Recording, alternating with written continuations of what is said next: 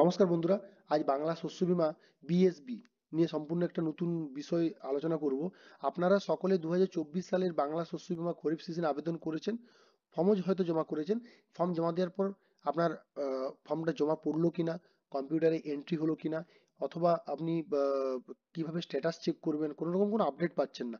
আপনাদের এন্ট্রি হলো কিনা, আপনাদের ক্ষতিপূরণটা নিয়ে কোনো রকম কোনো টাকা পাবেন কিনা সেই বিষয়ে নির্ণয় হয়েছে কিনা, আপনার আবেদন বা কোথায় আটকে আছে, আদৌ কি আপনি টাকা পাবেন, আপনার জমির পরিমাণ কতটা গভর্নমেন্ট অ্যাকসেপ্ট করছে, এই পুরো বিষয়টা কিন্তু একটা প্রশ্নের ধোঁয়াশার মধ্যে আপনারা আছেন।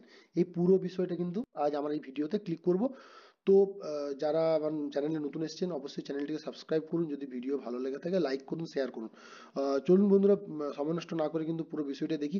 হ্যাঁ, অ্যাকচুয়ালি এই ভিডিওটা প্রথম থেকে শেষ পর্যন্ত দেখুন। অ্যাকচুয়ালি এই ভিডিওতে আমি স্টেপ বাই স্টেপ আপনি কিভাবে অনলাইনে স্ট্যাটাস চেক করবেন, আপনার আবেদন অ্যাপ্লিকেশন আপনার ঠিকঠাক জায়গায় পৌঁছেছে কিনা, এই পুরো বিষয়টা কিন্তু আমি স্টেপ বাই স্টেপ বুঝিয়ে বলবো। আপনারা কিন্তু কোনো রকম কোনো স্কিপ না করে ভিডিওটা দেখুন। যদি ভালো লেগে থাকে অবশ্যই লাইক করুন এবং চ্যানেলটিকে অবশ্যই সাবস্ক্রাইব করুন। তো চলুন বন্ধুরা, সময় নষ্ট না করে গুগল ক্রোমে গিয়ে আমাকে লিখতে হবে বাজাজ অ্যালায়েন্স। বাজাজ অ্যালায়েন্স হলো একটা ইন্স্যুরেন্স কোম্পানি, যেখান থেকে কিন্তু আপনার ফসলের ক্ষতিপূরণের টাকা আপনারা প্রতি বছর পাচ্ছেন। এটা গভর্নমেন্টের সাথে একটা কোলাবোরেশন করা আছে। সেক্ষেত্রে দেখুন বাজাজ অ্যালায়েন্স জেনারেল ইন্স্যুরেন্সে কিন্তু অপশন চলে এসছে। তো সেক্ষেত্রে আমি বাজাজ অ্যালায়েন্স হিসাবে আমি সার্চ করলাম। বাজাজ অ্যালায়েন্স দেখুন সার্চ করার পরেই এখানে দেখুন এদের একটা অফিসিয়াল ওয়েবসাইট আছে, যেখানে আপনাকে লিঙ্ক দেওয়া হচ্ছে Bajaj alliance best general insurance life insurance company. এই লিঙ্কটা আমি আমার ইউটিউবের আমরা ভিডিওর ডেসক্রিপশন বক্সে দিয়ে দেবো। ওখান থেকে কিন্তু আপনারা ডিরেক্টলি এই পেজে ঢুকতে পারবেন। তো এই চলুন বন্ধুরা, এই পেজে ক্লিক করার পর দেখি কোথায় নিয়ে যাচ্ছে। বাজাজ অ্যালায়েন্সের কিন্তু দুটো অপশন আছে, একটা জেনারেল ইন্স্যুরেন্স, একটা লাইফ ইন্স্যুরেন্স। তো সেক্ষেত্রে আমি জেনারেল ইন্স্যুরেন্সের মধ্যে দেখুন এক্সপ্লোর যে অপশন আছে, এখানে আমাকে ক্লিক করতে হবে। এক্সপ্লোরে ক্লিক করলাম।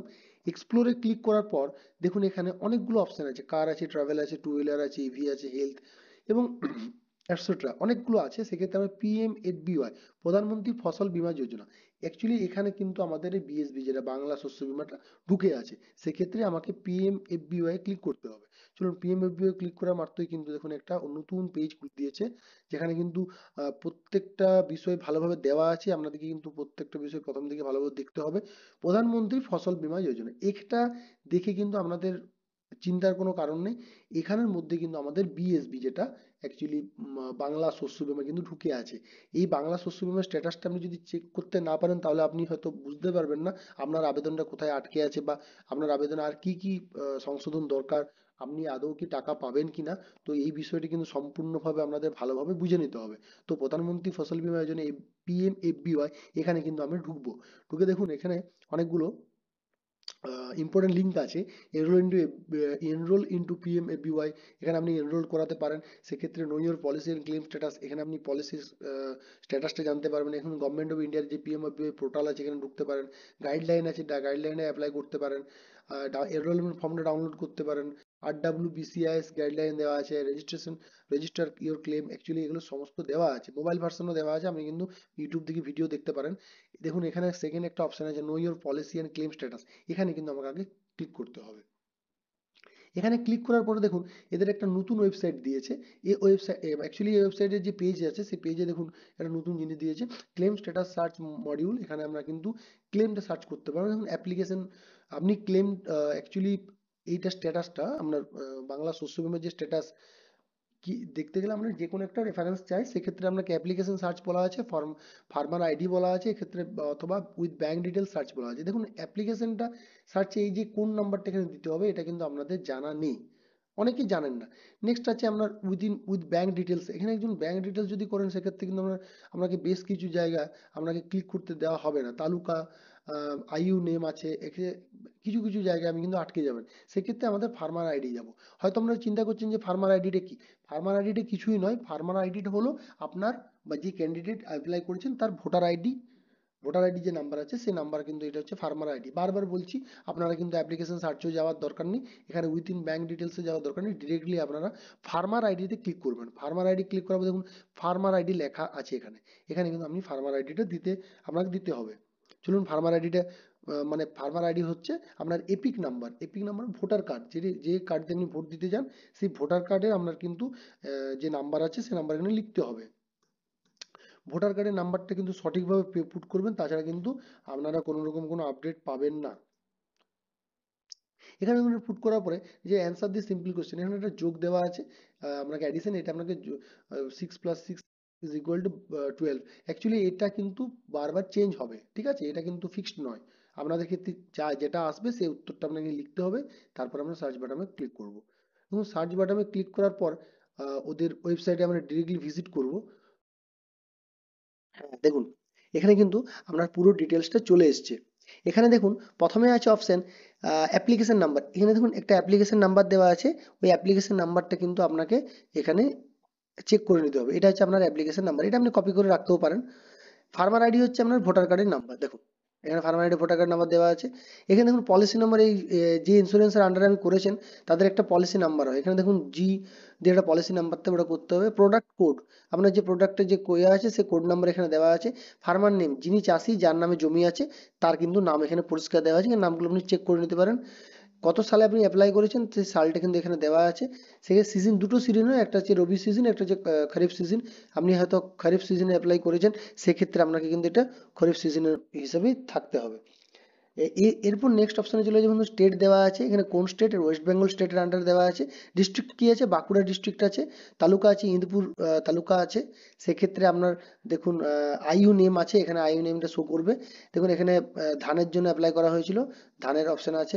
দেখুন ব্যাংক ডিটেলসটা একটু চেক করে নেবেন, আপনি কোন ব্যাংকের অ্যাকচুয়ালি যে ফর্ম ফিল আপ করার সময় দেখুন একটা ব্যাংকের ডিটেলস লাগে, সেক্ষেত্রে আপনার যেখানে আপনার এই ইন্স্যুরেন্সের টাকা ঢুকবে সেইটা আপনার কিন্তু এখানে লিখতে হবে ব্যাংকের নেম। নেক্সট ব্রাঞ্চের নামে কিন্তু এখানে পুরো টোটাল ডিটেলসটা আপনি পুরো পেয়ে যাবেন, এখানে ব্রাঞ্চের নাম লেখা আছে। সেক্ষেত্রে আপনাকে আইএফএসসি কোড পুরোটা মিলিয়ে নেবেন, অ্যাকাউন্ট নাম্বারটা মিলিয়ে নেবেন। এবারে ইন্স্যুরেড এরিয়া হচ্ছে যে এটা টোটাল ইন্স্যুরেন্স আওতায় করা হয়েছে সেটা দেখুন, এখানে পরিমাণ জমির পরিমাণটা লেখা আছে, কতটা জমি আপনার ইন্স্যুরেন্সের আওতায় আসছে সেটা। এবং দেখুন স্ট্যাটাসটা অ্যাক্টিভ আছে, এক্ষেত্রে বোঝা যাবে যে আপনার কিন্তু এই যে ইয়েটা বাজাজ অ্যালায়েন্সের যেটা বাংলা শস্য বীমা আপনাকে ঠিকঠাকভাবে এন্ট্রি করা হয়ে গেছে।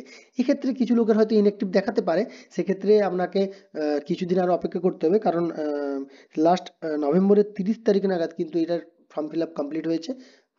এই 4-5 দিন হলো ওরা একটু টোটাল এন্ট্রি করতে একটু টাইম লাগবে, সেক্ষেত্রে আপনারা হয়তো এখানে স্ট্যাটাসটা ইনঅ্যাক্টিভ দেখাতেই পারে, অথবা আপনার ক্লেম স্ট্যাটাসে কিছু না শো করতে পারে। সেক্ষেত্রে চিন্তা করার কারণ নেই, আপনারা 1 সপ্তাহ 2 সপ্তাহ পর আরেকবার ট্রাই করবেন, আশা করছি পুরোটা যদি ঠিকঠাকভাবে ফর্ম জমা করে থাকেন অবভিয়াসলি আপনি কিন্তু এখানে পুরো অপশনটা পেয়ে যাবেন। আমি প্রথম দিকে বলে দিলাম application ID, farmer ID, policy number, product code আছে, ফার্মার নেম আছে, কোন সালে করেছেন, কি সিজনের আন্ডারে করেছেন, কোন স্টেট থেকে করছেন, অ্যাকচুয়ালি অবভিয়াসলি এটা ওয়েস্ট বেঙ্গল হবে, কোন জেলায় বাস করেন, তালুকা নাম, আইইউ নেম আছে, ক্রপ নেম আছে, মানে কোন শস্যের জন্য আপনি অ্যাপ্লাই করেছেন সেক্ষেত্রে অবশ্যই ধান হবে, ব্রাঞ্চ নেম আছে, বা কোন ব্যাংকের আপনি ইয়ে দিয়েছেন, রেফারেন্স দিয়েছেন, সেখানে ব্যাংকের নাম, অ্যাকচুয়ালি আপনার এই ব্যাংকে কিন্তু আপনার টাকাটা ঢুকবে, অ্যাকাউন্ট নাম্বার আছে, কত পার্সেন্ট জায়গা আপনার এটা ইনসুরেড আছে সেটা লেখা আছে এখানে, এবং স্ট্যাটাস অ্যাক্টিভ আছে।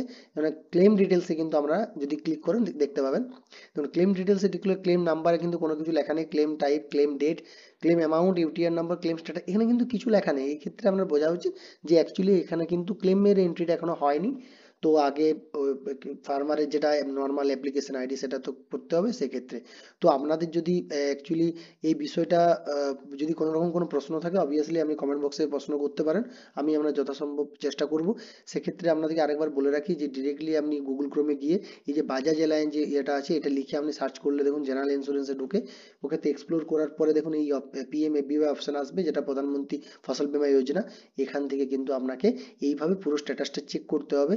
আমি অবভিয়াসলি বলছি যে ফর্ম জমা দেওয়ার এসে আপনাকে হয়তো প্রত্যেকবারই একইভাবে আপনার স্ট্যাটাস চেক করে নেওয়া উচিত, যদি কোনো জায়গায় কোনো সমস্যা থাকে সেক্ষেত্রে আপনি সংশ্লিষ্ট যেখানে ফর্ম জমা করেছিলেন সেক্ষেত্রে বা ব্লকে অথবা আপনাদের যে এডিও অফিস আছে তো ওখানে গিয়ে কিন্তু আপনাকে যোগাযোগ করতে হবে। যোগাযোগ না করলে কিন্তু আপনি এটা কিছু করতে পারবেন না। দেখুন এই এখান থেকে দেখুন আপনি দুটো অপশন আছে, একটা সার্চ বাটন, একটা রিসেট বাটন।